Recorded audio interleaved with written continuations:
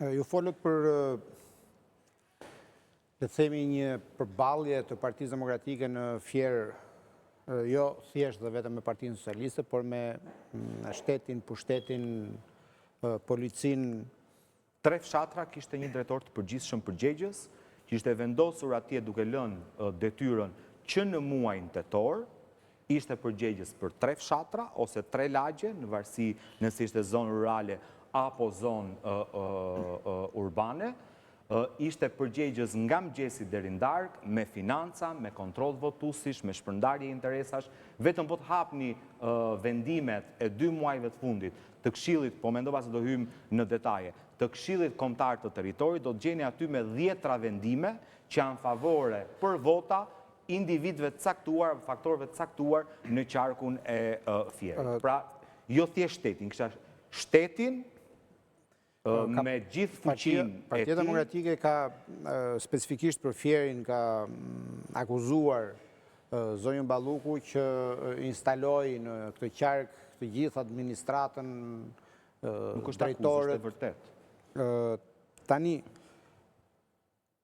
përtej retorikës politike, apo për të posë mbetur retorikë politike, a mundet që kjo ndërhyrje e administratës, sepse njësimi i partisë në pushtet me administratën është një smundje vjetër e zgjedhjeve në Shqipëri dhe ka ardhur duke u forcuar derisa është bërë një mbivendosje fatale për demokracinë.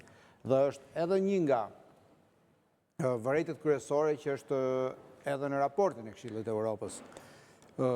Por që ta atakosh, që ta denoncosh thjesht me akuza publike apo politike nuk mjafton për ta zgjidhur këtë problem. Së është një çështje që ka ardhur duke u majisur. Çfarë mundësish ka për ta faktuar këtë gjë të tipit? Ka akuza që janë punësuar në mënyrë fiktive njerëz që punojnë për partinë dhe paguhen. E kam pyetje dhe pastaj mund të përgjigjesh. Njerëz të cilët punojnë për partinë dhe janë të shkruar emrat në për institucione që janë varësi të shtetit. A mund të bëhet një hetim administrativ për të zbuluar nëse kjo është e vërtet? Ajo që ju thoni, ka vendime të hipotekave për institucioneve të tjera të cilat janë bërë qëllimisht për të favorizuar apo të orientuar zyrtarë të nivelit lartë të instaluar, ndërkohë që duhet ishin duke kryer detyrën e shtetit për të cilën paguhen. Pra të gjitha e gjithë kjo gjë, a mund të faktohet në mënyrë që të adresohet zyrtarisht si akuzë për të mos mbetur thjesht përdorimi administratës, sepse pastaj thuhet që edhe Berisha të njëjtën gjë bënte, i vinte mësues në rresht, vinte shëndetësi në rresht, edhe atëherë shkem kjo fakti që të gjithë bëjnë të njëjtën gjë kush ka pushtetin në dorë. Ka një dallim shumë të madh, nuk ka ndodhur kurrë në 35 vite që misioni i vëzhguesve të OSBE-Odirit, si konstatim të vetin të parë, ketë mungesën e kushteve të barabarta të garës, për shkak të përdorimit të administratës nga partia në pushtet. Dhe barazia në zgjedhje është parim kushtetues, po nuk qenë palët të barabarta në zgjedhje, praktikisht nuk ka patur zgjedhje, është neni një i Kushtetutës Republikës së Shqipërisë. Çfarë kam bërë unë, po flas për qarkun e Fierit. Çdo rast që kam konstatuar, i kam depozituar në institucione, pra nuk kam mbetur thjesht në denoncime publike.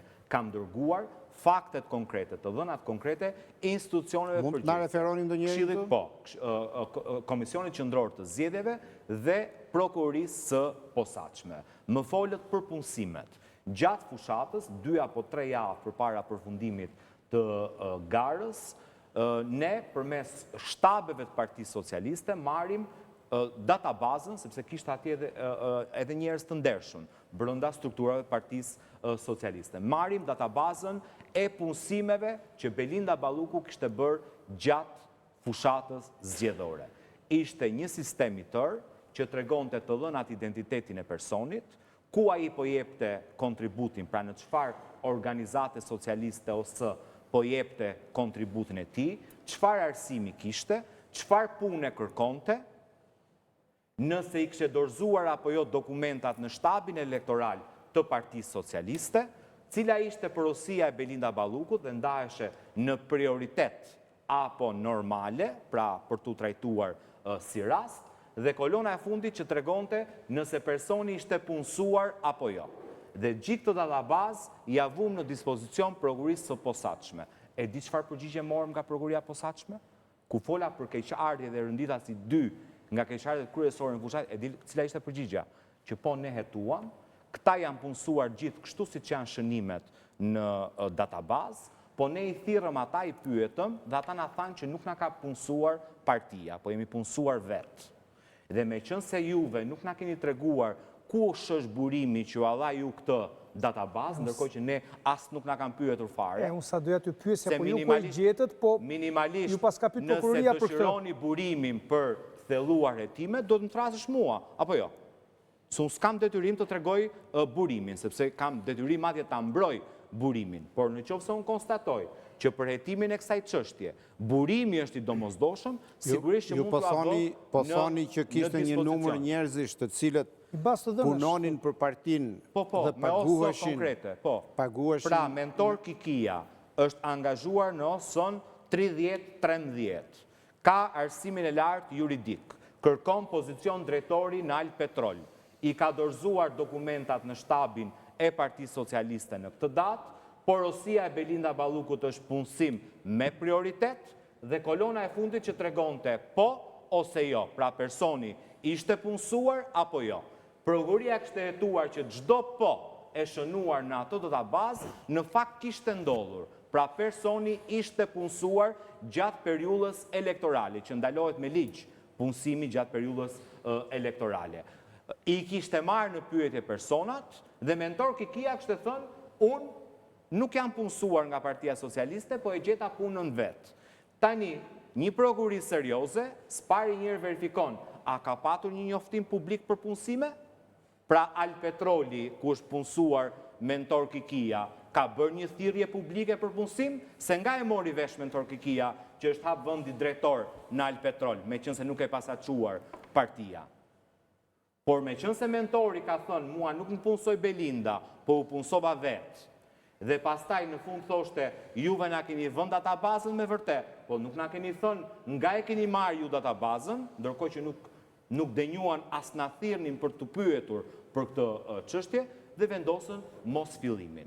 Tani më thuaj, kur nuk funksionojnë institucionet që e kam përgjegjësinë për të luftuar krimin zgjedhor, çfarë mund bëj unë apo kolegët e mi që janë në opozit?